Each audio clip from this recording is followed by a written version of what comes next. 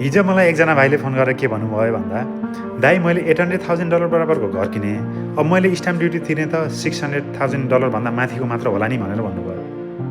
यो कुरामा चाहिँ उहाँ मात्र होइन, अरू धेरैजना पनि कन्फ्युज भएको मैले पाएको छु।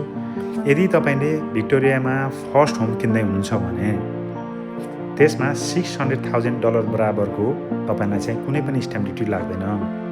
र यदि तपाईँले $600,000 देखि $750,000 बराबरको घर किन्दै हुनुहुन्छ भने त्यसमा डिस्काउन्टेड स्ट्याम्प ड्युटी लाग्ने हो। 750 देखि माथिको घर किन्दै हुनुहुन्छ भने त्यसमा चाहिँ फुल एमाउन्टको स्ट्याम्प ड्युटी लाग्ने हो, तपाईँलाई कुनै पनि डिस्काउन्ट हुँदैन। यदि तपाईँले $800,000 बराबरको घर किन्नुभयो भने $40,000 को हाराहारीमा स्ट्याम्प ड्युटी लाग्छ।